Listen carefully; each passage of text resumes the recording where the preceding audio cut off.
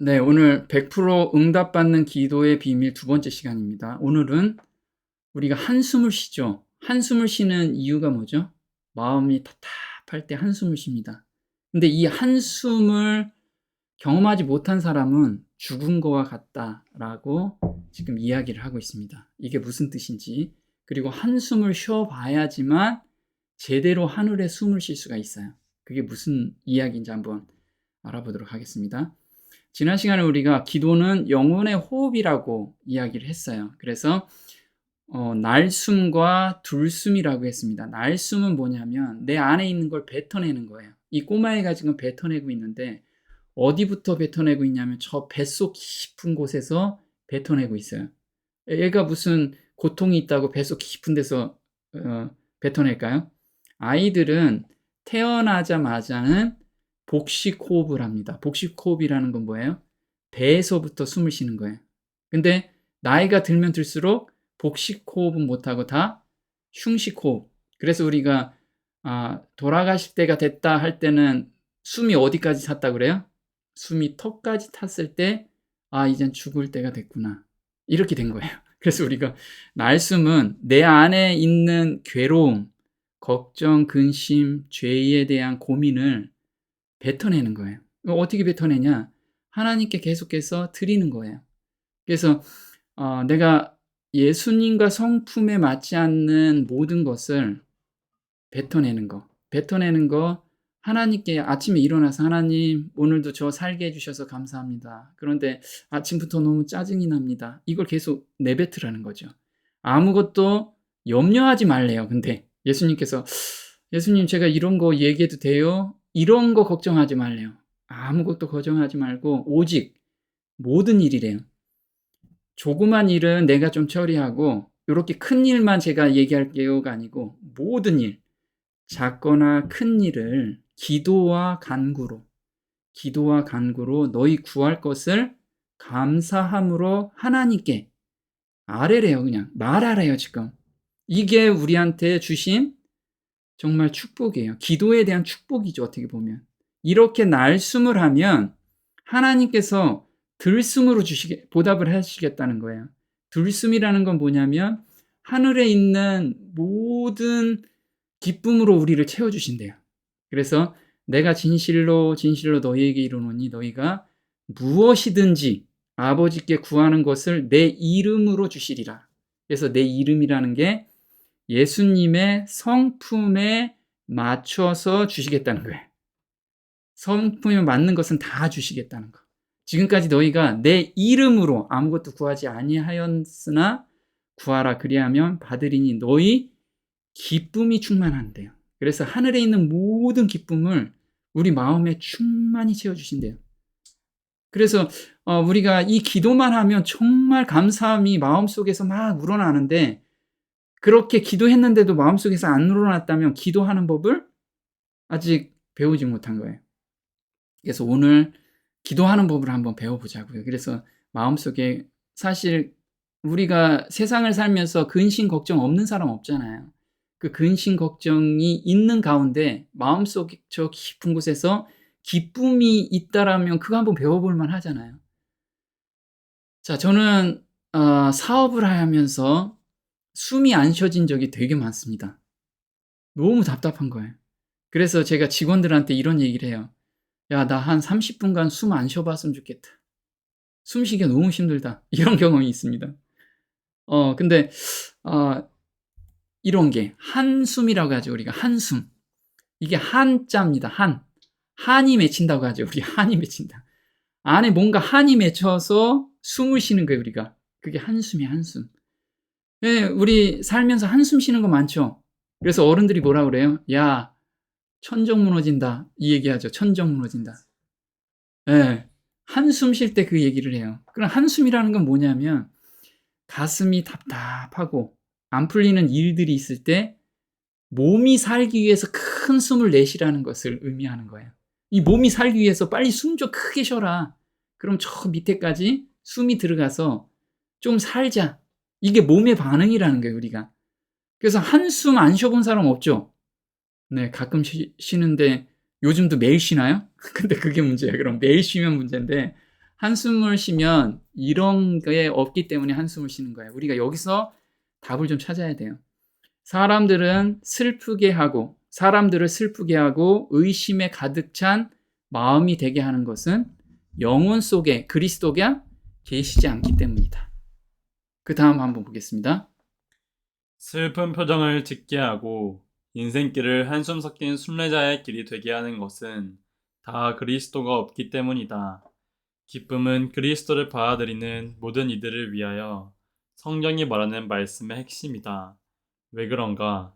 그것은 그들이 생명의 빛을 가졌기 때문이다.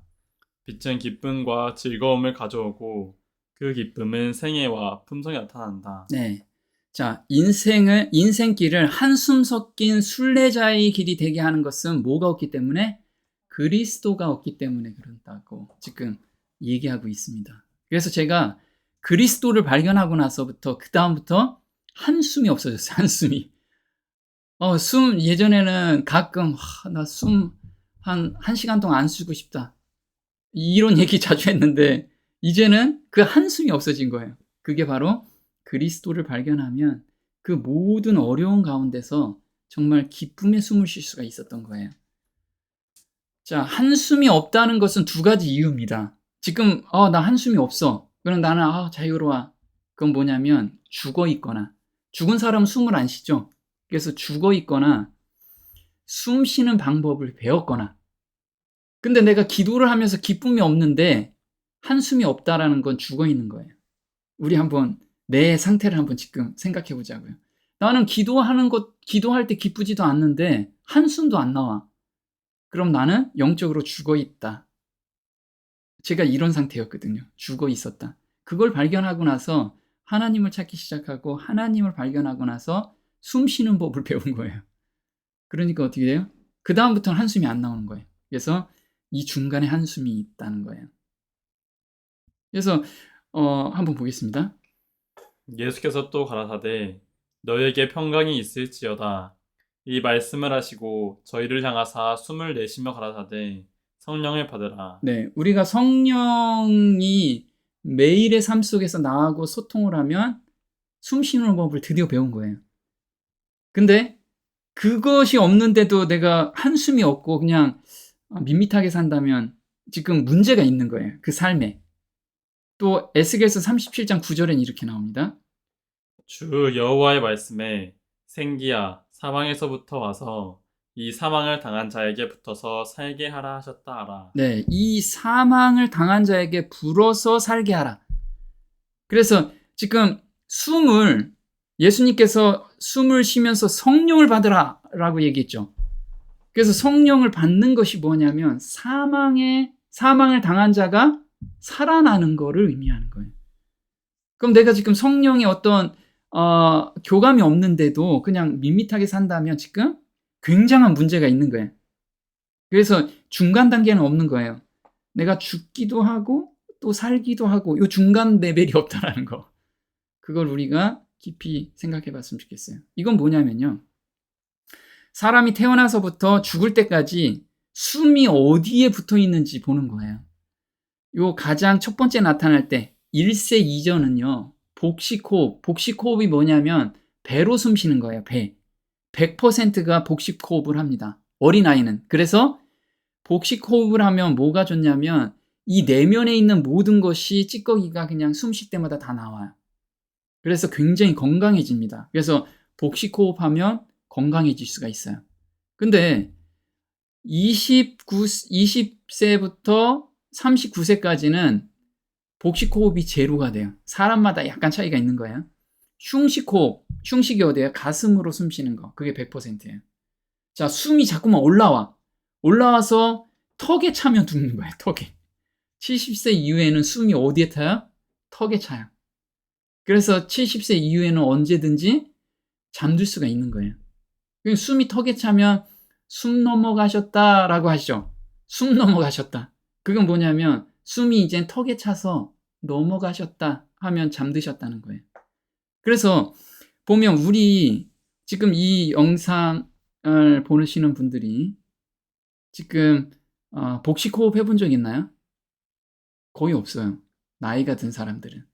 그래서 복식 호흡은 훈련을 통해서 돼요. 그래서 저는 아침마다 산에 올라가면서 복식 호흡을 하면서 가요. 근데 이게 훈련이 안 되면 복식 호흡을 거의 못 해요. 마찬가지라 이거죠. 우리가 기도하는 것도요. 이 훈련에 의해서 복식 호흡까지 내려가야 돼요. 그래서 한번 볼게요. 매일의 삶 속에서 말씀 읽는 것과 깊은 묵상 기도가 없으면 점점 죽어가고 있는 것이다. 이러한 삶 속에서 깊은 회개와 용서받는 경험을 하게 되고 남을 용서할 뿐만 아니라 원수를 사랑하는 예수님의 마음을 받게 된다. 네. 자, 매일의 삶 속에서 말씀을 깊이 읽고 묵상 기도가 없으면 이게 복식 호흡을 못 하는 거예요. 우리가 지금 뭐가 바빠요? 먹고 살기가 바빠서 말씀 묵상 시간도 더디게 하고 깊이 묵상하는 시간도 없다라는 거예요. 그러면 복식 호흡을 못 하고 있는 거예요. 숨 넘어갈 때까지 가는 거죠. 또 한번 볼게요. 사람의 마음을 의심으로 채우는 것은 사단이 하는 일이다. 사단은 그들이 하나님을 엄한 재판관으로 여기도록 이끈다. 사단은 그들로 죄를 범하도록 유혹한 다음 자신들은 너무도 죄가 많아서 하늘 아버지 앞에 가까이 나가거나 그분의 긍휼히 여기심을 받을 수가 없다고 생각하게 한다. 주께서는 이 모든 것을 다 이해하신다. 예수께서는 당신의 제자들에게 그들이 궁핍하고 연약할 때 하나님께서 그들을 동정하신다는 것을 보증하신다. 사람이 한숨 짓고 고통을 느끼고 슬픔을 당하는 것은 무엇이나 다 반드시 하늘아버지의 마음에 파동을 일으키는 것이다. 네. 자, 우리는 그냥 가만히 있으면 늙어가고 숨이 턱까지 차고 숨이 넘어가요. 마찬가지로 영혼에서 우리가 복식 호흡을 안 하면 그와 똑같이 자연스럽게 흘러간다는 거예요.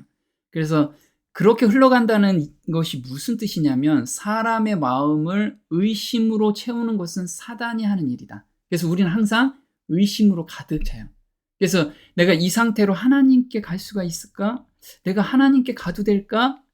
이걸 항상 의심하게 되는 거예요. 그 의심병이 생기는 거예요. 내가 말씀 묵상을 안 하고 깊은 기도를 안 하게 되면 그 의심이 항상 생겨나는 거예요. 그래서 하나님께서는 그런 사람들은 한숨을 짓게 되는데 사람이 한숨 짓고 고통을 느끼고 슬픔을 당하는 것은 무엇이나 다 반드시 하나님의 마음에 파동을 일으키는 것이다. 파동을 일으킨다는 게 뭐예요? 하나님이 그 사람 마음이 너무 아파서 그대로 전달이 되는 거예요. 그 사람 마음의 파동을 하나님께서 그대로 느껴요. 우리가 사랑하는 사람은 옆에 딱 있으면 뭐가 느껴요? 가슴이 두근두근 뛰죠. 그게 같은 파동을 움직이는 거예요. 근데 하나님은 우리가 고통스러워하고 한숨 쉴 때, 내가 정말 숨쉬기 힘들다, 한 30분간 숨 안 쉬었으면 좋겠어 하고 일이 답답할 때 하나님도 같이 답답해 하시는 거예요. 똑같이 하늘에서. 그 하나님이 그 마음을 알아주시는데 그 마음을 내가 토로하기만 하면 하나님께서 그래 이 녀석 내가 빨리 나한테 얘기했어야지 그럴 뿐인데 우리는 의심스러워서 내가 이 상태로 가도 되나? 이 상태라는 거죠. 또 볼게요. 하나님의 관심과 온 하늘의 관심이 집중된 대상은 하나님께서 당신의 독생자를 주셔서 구원하게 하신 영혼들과 이 작은 세상인 것이다. 억압당하는 자의 부르짖는 소리를 듣기 위하여 하나님께서는 당신의 보좌에서 귀를 기울이신다. 하나님께서는 모든 진실한 기도에 대하여 내가 여기 있노라고 응답하신다. 그는 상심한 자와 학대받는 자들을 일으키신다. 그는 우리가 당하는 모든 괴로움을 다 당하신다. 하나님을 받드는 천사는 모든 유혹과 시련에서 건져주기 위하여 가까이 있다. 네. 여기서 우리가 당하는 모든 괴로움을 다 당하신대요. 하나님 거짓말 아니에요? 우리 80억 인구, 그 중에서 만약에 하나님을 믿노라 하는 사람들이 얼마나 많은데 하나님께서 그 마음을 어떻게 다 당하세요? 이거는 하나님의 능력을 우리가 너무 과소평가하는 거예요.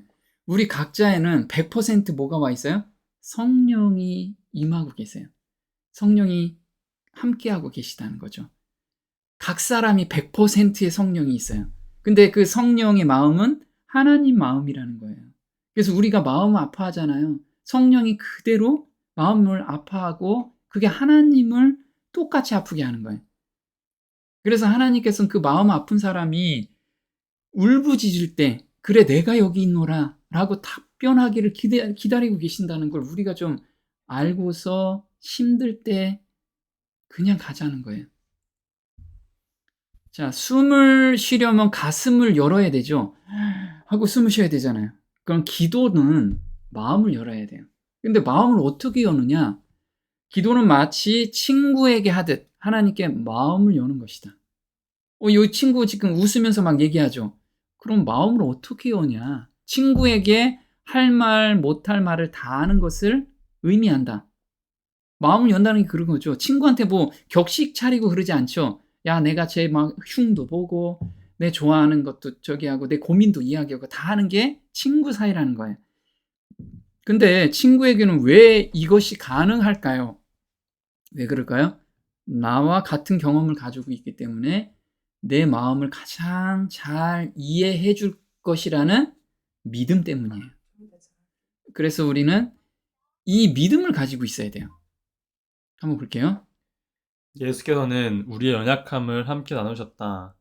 그분은 모든 일에 우리와 똑같이 시험을 받으신 이로되 죄가 없으셨고 악에서 떠나셨다. 그분께서는 유혹이 주는 아픔과 고통을 짊어지셨다.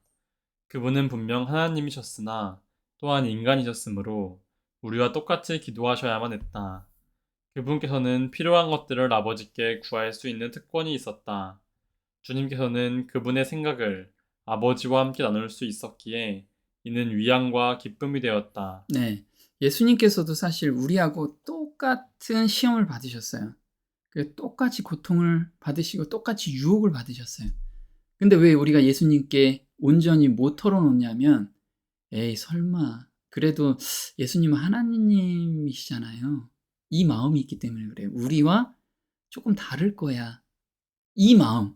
그래서 우리와 똑같은 경험을 가지고 계시는 믿음이 부족하기 때문에, 믿음이 안 생겼기 때문에 그렇다는 거예요. 그래서 예수님께서 나와 같은 경험을 했는지 믿어지지 않기 때문에 하나님께서는 깨닫는 과정을 허락하셨어요. 그래서 이 문 여는 과정을 우리한테 허락해 주신 거예요.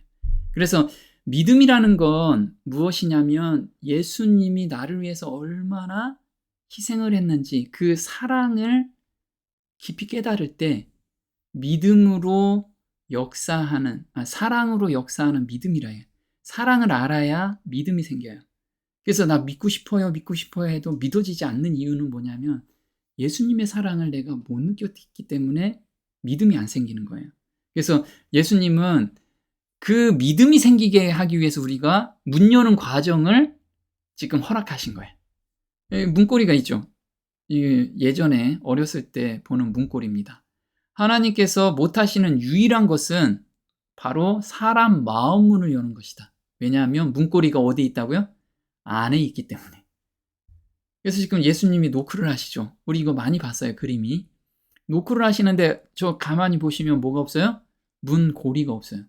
문고리는 밖에 있는 게 아니고 안에 있기 때문에 그렇다는 거죠. 그래서 계시록 3장 20절에 이렇게 나와 있습니다. 볼지어다 내가 문 밖에 서서 누리노니 누구든지 내 음성을 듣고 문을 열면 내가 그에게로 들어가 그로 더불어 먹고 그는 나로 더불어 먹으리라. 네. 여기서 보면요. 문 밖에서 예수님이 두들기고 계시는데 내 음성을 들으래요. 내 음성을 듣고 문을 열으래요. 근데 음성이 내가 안 들리는데 어떻게 문을 열어요? 그래서 음성 듣는 것부터 우리한테 훈련을 시키세요. 그걸 한번 우리가 하나씩 과정을 한번 볼 거예요. 보겠습니다. 나는 많은 사람들이 그들의 마음 문에 너무 많은 쓰레기를 쌓아두므로 문을 열 수 없는 것을 보았다. 어떤 사람들은 그들과 그들의 형제들 사이에 제거해야 할 어려움들이 있었다. 다른 사람들은 문을 열기 전에 제거해 버려야 할 악한 기질과 이기적 탐심이 있었다. 또 어떤 사람들은 그들의 마음 문 앞에 세상을 놓아둠으로써 문을 가로막고 있었다.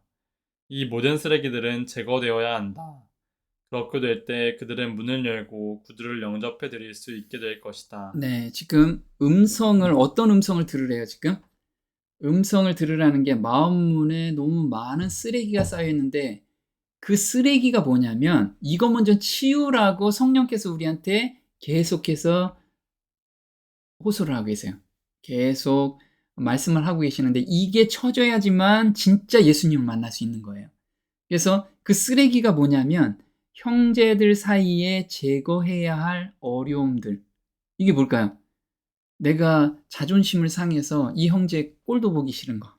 그리고 저 사람만 보면 괜히 준 것도 없는데 기분 나쁜 거. 그런 거 있잖아요. 마음 상하는 거. 이런 제거해야 될 어려움들이 있어요. 또 형제와 자매들 간에 어떤 거래 관계에 있어서 클리어하지 못한 것들. 이런 거는 빨리 해결하라는 거예요. 또 문을 열기 전에 제거해야 할 악한 기질이래요. 그리고 이기적 탐심. 우리 악한 기질 되게 많죠. 제가 봐도 날 돌아보면 제가 악한 기질이 너무 많아요. 그걸 계속해서 드리라는 거예요. 드리고 온전함을 받으라는 거예요. 예수님의 온전한 품성을. 그리고 또 뭐가 있냐면 세상을 놓아둔대요. 앞에서. 세상을 사랑하는 것이 앞에다 놓아놓으니까 그것도 제거해라. 이것이 다 제거되면 진짜 예수님을 만날 수 있다라고 지금 말씀을 하고 있어요. 그럼 문을 여는 과정이 있습니다. 첫 번째, 하나님께서 이 과정을 통해서 우리가 문을 열게 만들어 주시는 거예요.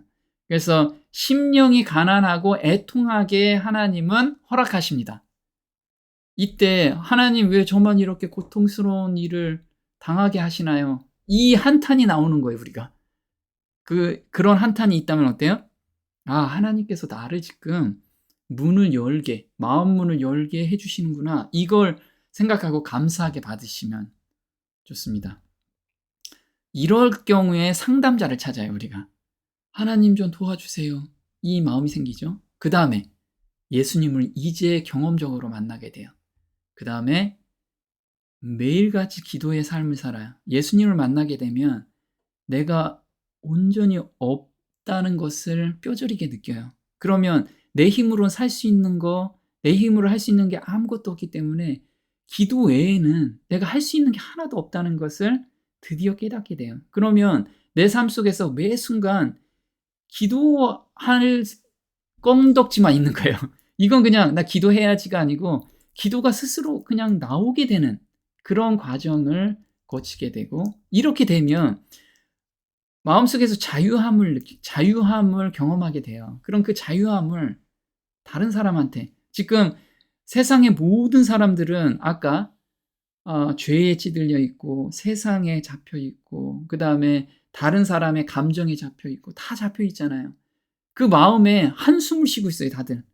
그 한숨이 무너지는 마음들을 내가 자유로움을 얻었기 때문에 어떻게 돼요? 그 사람한테 나누는 그런 마음이 생기는 거예요. 그래서 이 과정을 거쳐서 내가 정말 애통했는데 애통에서 해방이 되니까 애통하는 사람을 보고 내가 꼭 전해주고 싶은 마음, 요 마음까지 생겨나는 게 마음문이 열렸다라고 생각하는 거예요.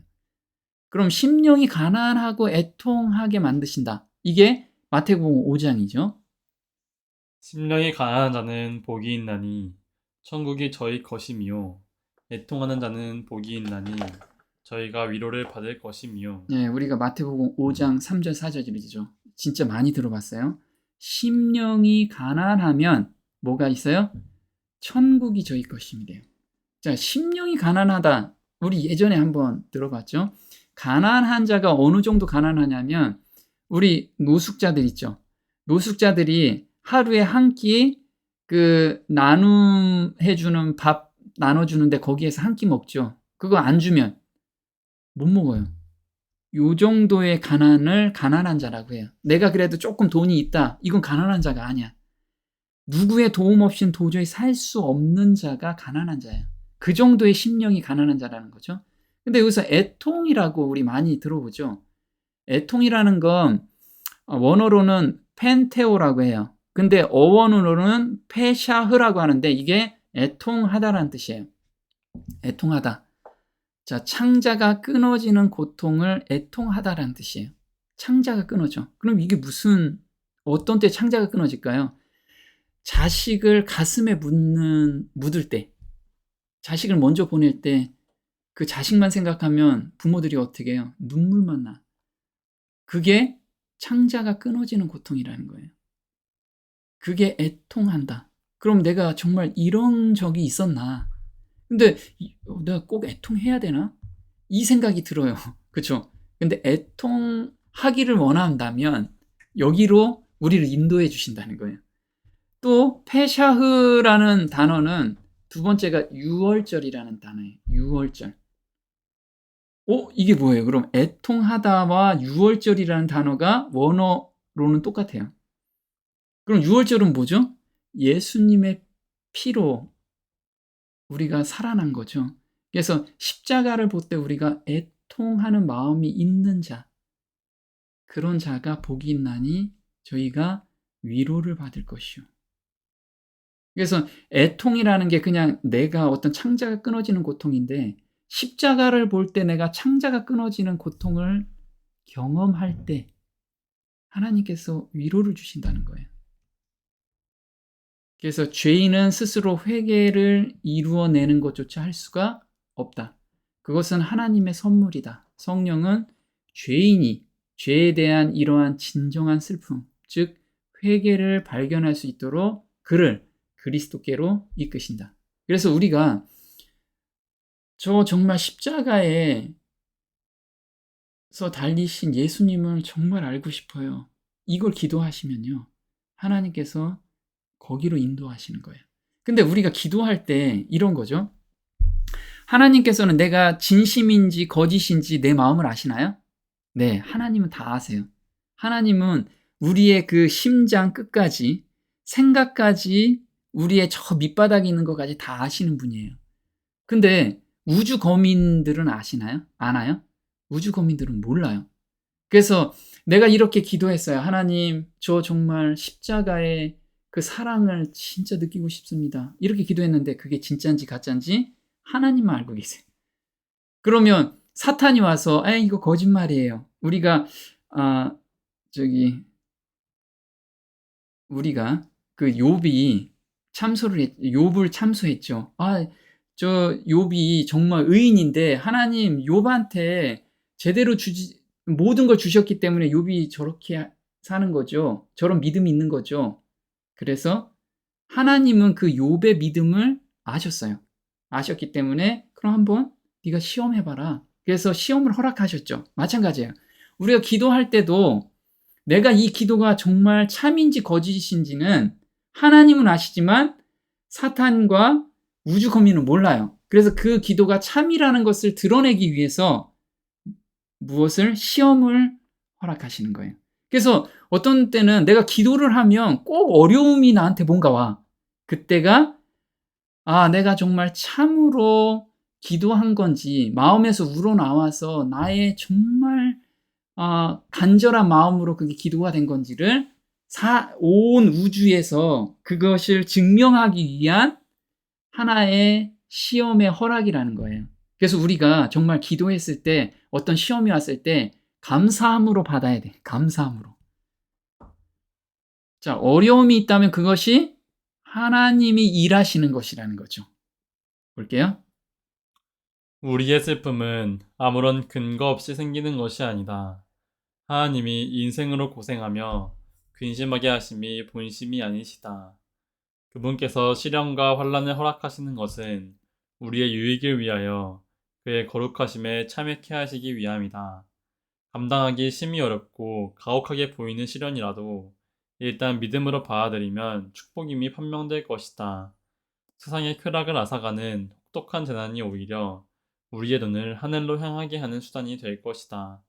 슬픔을 당하여 예수님 안에서 위로를 구하는 일이 없었더라면 결코 그분을 알지 못했을 사람들이 많이 있다. 네. 지금 보면 우리의 슬픔은 아무런 근거 없이 생기는 것이 아니다. 그렇죠? 그래서 이걸 허락하신 거는 하나님의 본심이 아니에요. 근데 우리가 이런 것을 허락하지 않으면 우리가 세상에 푹 빠지는 성품을 다 성질을 가지고 있기 때문에 그렇다는 거예요. 그래서 이렇게 허락하시는 것은 하나님의 본심이 아닌데 우리의 유익을 위하여 그의 거룩하심에 참회케 하기 위해서 이걸 허락하신 거예요. 그래서 우리가 그걸 믿음으로 받고 정말 감사합니다 하나님 하면서 이 시험을 허락하셨다면 이것을 넉넉히 이길 수 있는 믿음까지 저한테 주시겠죠 하면서 그걸 믿고 가라는 거예요. 자, 또 볼게요. 하나님께서는 우리가 말 못할 슬픔과 아프고 상한 마음으로 짓눌려 있도록 버려두지 않으신다. 그분께서는 우리로 하여금 눈을 들어 당신의 자애스러운 모습을 바라보게 하신다. 거룩하신 구주께서는 눈물로 앞이 가리워 당신을 알아보지 못하는 많은 사람들 곁에 서 계신다. 그분은 우리의 손을 꽉 붙잡기 원하신다.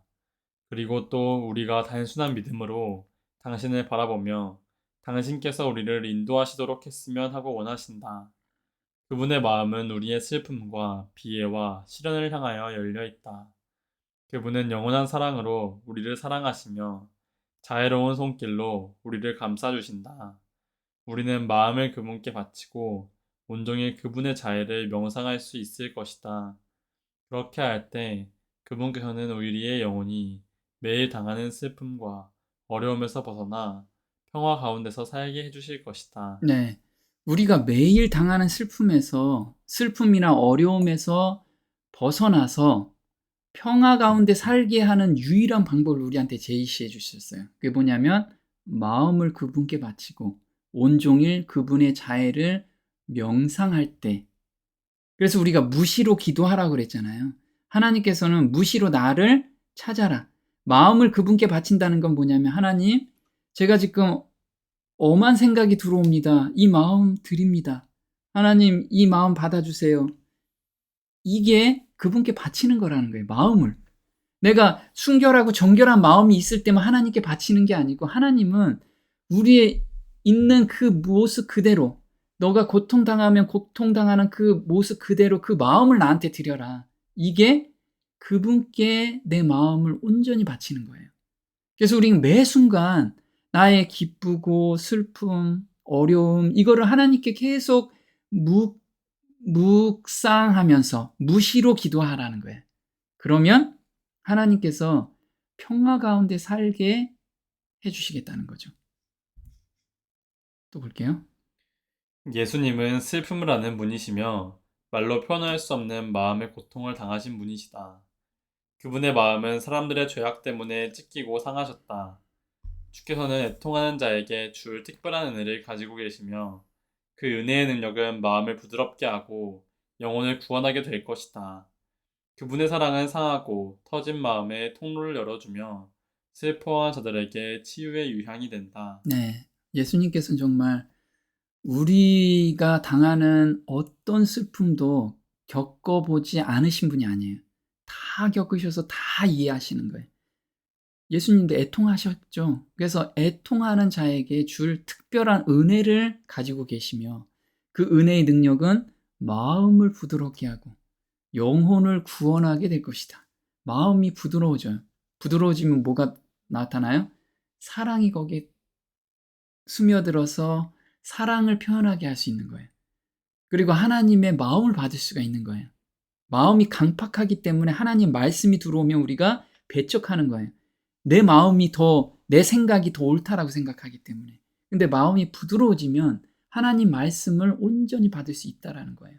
그러면 영혼이 구원을 받게 되는 거예요. 이 땅에서도 슬픔 가운데서도 마음 저 깊은 데서는 기쁨이 나오는 거죠.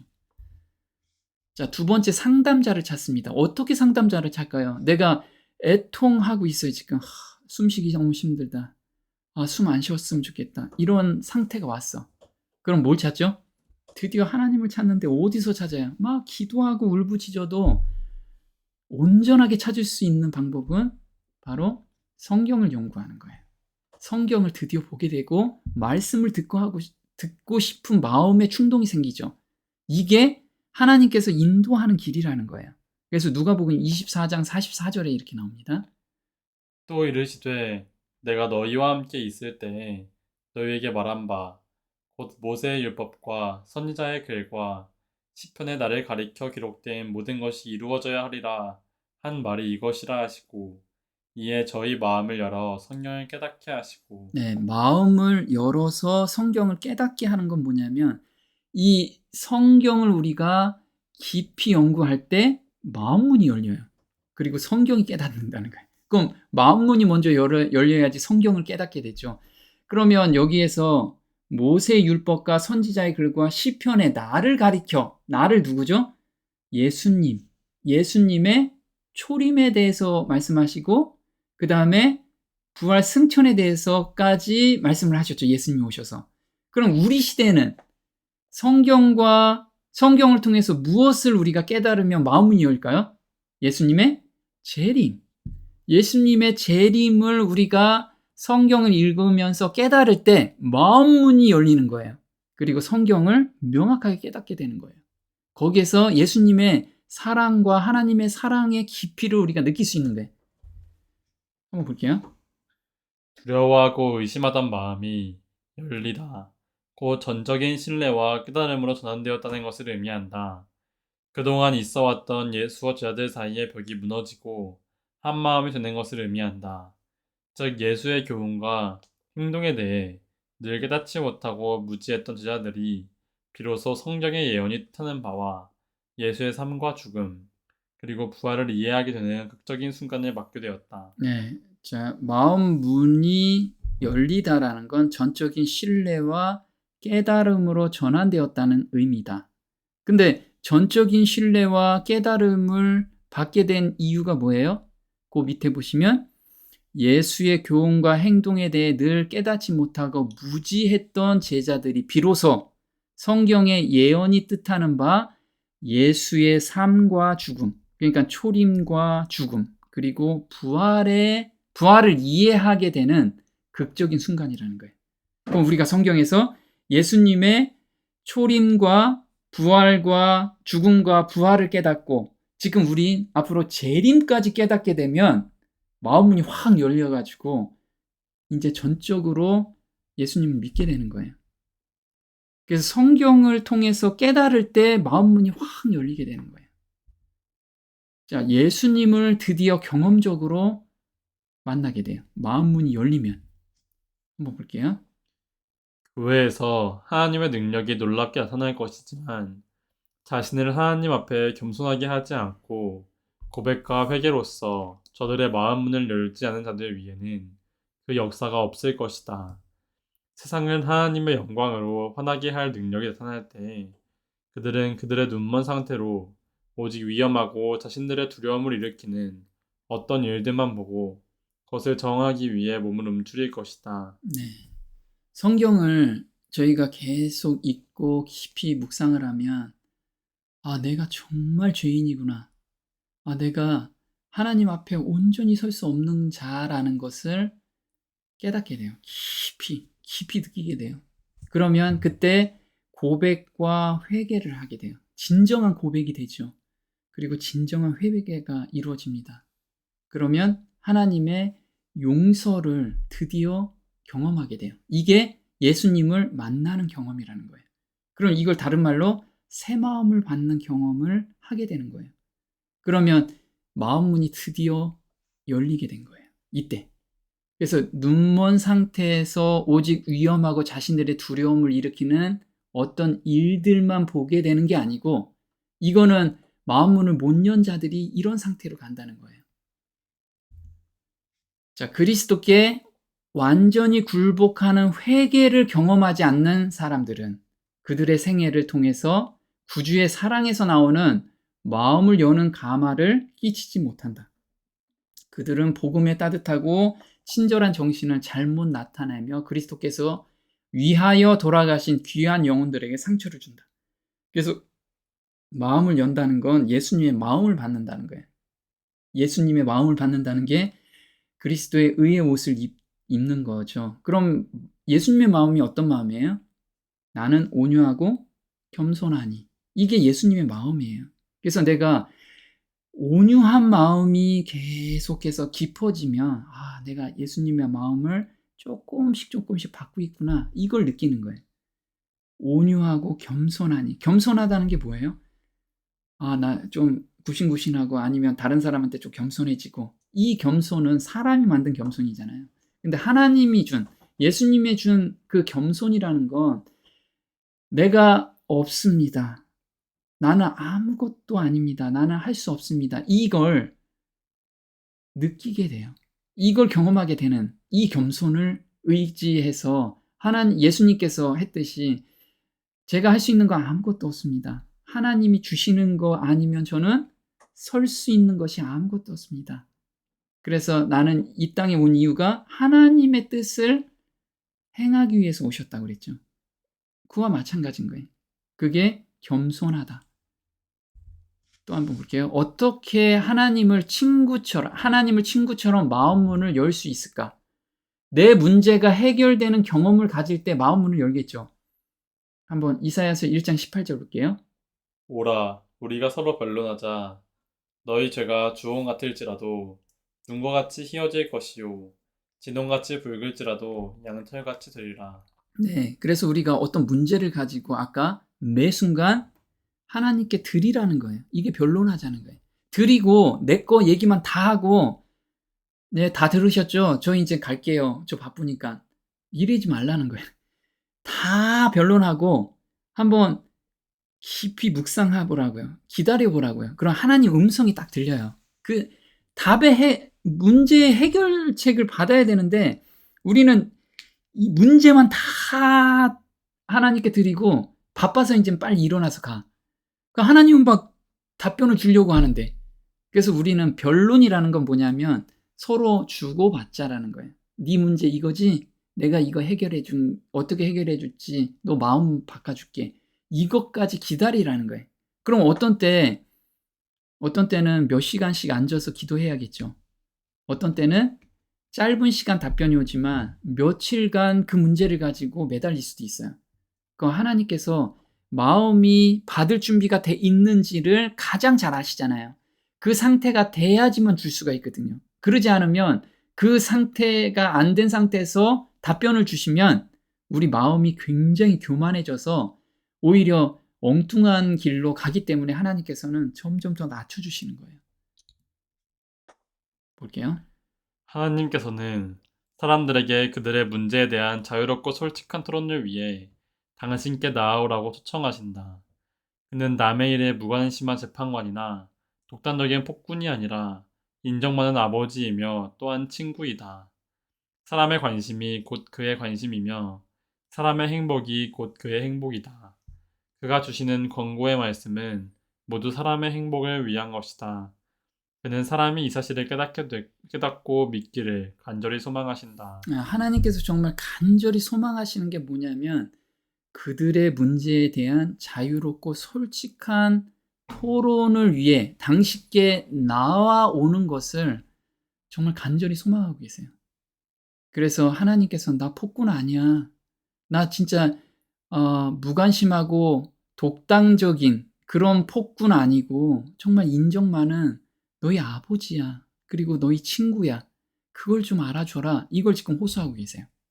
볼게요. 우리는 하나님께 우리의 기쁨과 슬픔을 막론하고 우리의 일상생활에 대하여 말씀드려야 한다. 예수께서 이 세상에 계실 때 제자들에게 기도하는 법을 가르쳐 주셨다. 그분께서는 제자들에게 매일의 필요를 하나님 앞에 제시하고 모든 일을 내려놓으라고 말씀하셨다. 네, 이거 참 어렵죠. 예수님께서 제자들한테 알려준 게 뭐냐면 문제는 다 있어요. 그죠? 우리가 세상으로부터 우리가 세상 가운데서 쏙 빼서 문제 하나도 없이 구원을 시켜준 게 아니고 세상에 살면서 악에 빠지지 않게 우리를 구원하신 거예요. 그 힘을 주신 거죠. 근데 매일의 필요를 하나님 앞에 제시하래요. 하나님께 토로하라는 거예요. 그리고 그 다음에 뭐 하래요? 모든 염려를 하나님께 맡겼으니까 모든 염려를 그냥 내려놓으라는 거예요. 근데 우린 내려놓지를 못해. 왜 못 내려놓냐면 내 필요를 다 고했는데 하나님께서 안 해주셨거든. 경험이 한 번도 없었던 거예요. 그래서 염려를 내려놓으려고 해도 못 내려놔. 하나님이 그 정도로 해결하실 분이 아닌 것 같아. 그 정도 힘이 없으실 것 같아. 이 믿음이. 머리로는 그래도 하나님은 천지 창조하셨지 이렇게 믿지만 저 마음 깊숙이는 그걸 못 믿는 거야. 나는 내 문제는 내가 해결해야지 이 생각을 갖고 있는 거예요. 그래서 우리는 작은 거 하나를, 우리가 천리길도 한 걸음부터라고 그랬어요. 그래서 작은 거 하나를 오늘 삶에서 내가 염려가 많이 들어오는 거 있죠. 그걸 정말 하나님께 염려가 안 생길 수가 없어요. 계속 생기면 생길수록 계속 드리고, 하나님 저 몰라요. 하나님이 해결해 주신다고 그랬죠. 저 그냥 드리기만 할 거예요. 그리고 계속해서 드려보세요. 그러면 정말 정말 풀리지 않는 어떤 문제들이 술술술 해결되는 것을 보게 돼요. 그때 작은 믿음이 하나씩 하나씩 자라게 되는 거예요. 그 경험을 우리는 해야 돼요. 그래야지 나중에 큰 믿음도, 내가 큰 것도 하나님께 드리면서 그 믿음이 생기는 거죠. 자, 그 다음이 기도의 삶입니다. 그러면 아까 기도하며 하나님께서 이루어주시는데 그걸 작은 경험을 매일같이 하면 어떻게 해요? 이젠 기도 외에는 할 게 없는 거야. 기도만 오로지 내 살 길이다. 이게 마음속에 자리를 잡게 되는 거예요. 한번 볼게요. 기도는 우리의 뜻을 일방향으로 아뢰는 독백이 아니라 하나님의 뜻을 알기 위해서 우리가 하늘에 올라가는 것이다. 우리가 기도하는 이유는 그분을 알고 그분을 영접할 수 있도록 도움을 얻기 위함이다. 기도는 하나님을 우리에게로 내려오시게 하지 않는다. 오히려 우리를 그분께로 올라가게 한다. 네. 우리가 이거를 이젠 기도하면서 경험하게 돼야 되는데, 우리가 기도할 때 그동안에는 하나님 위에 있는 하나님한테 하나님 저 이것도 사주고요. 하나님 이것도 해결해 주시고요. 이러거든요. 근데 진짜 하나님께서는 그것도 들어주세요. 왜? 믿음이 자라게 하기 위해서. 근데 이 믿음이 자라면 이제 드디어 하늘에 내가 올라가게 돼요. 기도할 때. 그럼 하나님을 맞이하는 그 영접실, 거기로 우리가 딱 들어가요. 그럼 하나님께서 원하시는 것을 내가 보게 돼요. 그럼 하나님이 이걸 원하시는군요. 그럼 제가 그걸 위해서 기도를 하고 그걸 위해서 삶을 살게 돼요. 그러면 100% 기도가 응답되겠죠. 그게 하나님의 뜻을 내가 발견하는 그 자리까지 우리가 올라가는 게 기도의 특권이자, 기도가 올라가는, 우리가 기도하는 데까지 최종적으로 가야 될 방향이라는 거예요. 한번 볼게요. 너희 안에서 행하시는 이는 하나님이시니 자기의 기쁘신 뜻을 위하여 너희로 소원을 두고 행하게 하시나니 하나님은 언제나 우리 마음속에 소원을 주신다. 그 소원은 거룩한 소원, 아름답고 좋은 소원, 바람직한 소원들이다. 우리가 하나님의 뜻을 알기 위해 기도하면 우리의 마음속에 그의 뜻을 따라 소원을 일으켜 주신다. 네. 그래서 너희 안에 행하시는 이는 하나님이시니 자기의 기쁘신 뜻을 위하여 너희로 소원을 두고 행하게 하신대요. 그래서 우리 안에 하나님의 뜻이 하늘에서 이루어진 것과 같이 땅에서도 이루어지이다. 이게 주기도문이잖아요. 하나님의 뜻을 우리가 드디어 알게 되는 거예요. 기도로서. 기도를 하게 되면 하나님 뜻을 내가 발견하게 돼요. 그럼 그것이 이루어지기를 저는 간절히 바라옵니다. 이 기도가 되는 거죠. 그동안에는 내 거 이거 해결해 주세요 하나님 이랬는데, 이제 하나님의 뜻을 내가 알게 되는 그런 특권을 우리한테 주세요.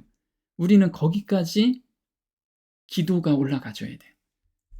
우리는 이 기도 공부에 우리 삶에서 기도하는 방법으로 거기까지 우리가 올라가는 모든 성도가 됐으면 좋겠습니다. 그 다음이 억눌린 자에게 나눠지게 되는 거죠. 볼게요. 너희가 먼저 불쌍한 동족을 보호해 주고서 나에게 부르짖으면 내가 즉각 너희에게 응답하고 도와주겠다. 너희가 살려달라고 부르짖으면 내가 곧 너와 함께 있다고 대답하겠다.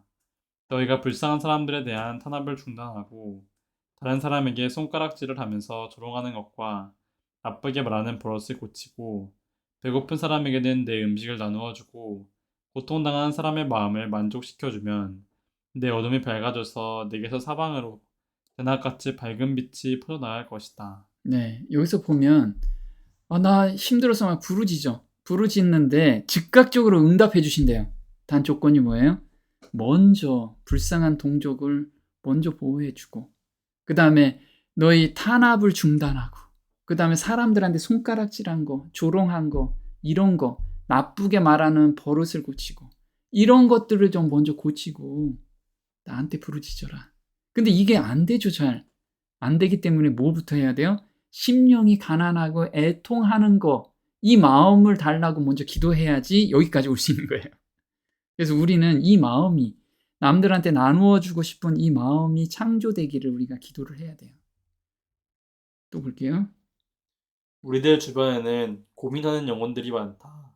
이런 영혼들을 찾아내어서 그들의 마음을 위로하기 위하여 때에 합당한 말을 해주자.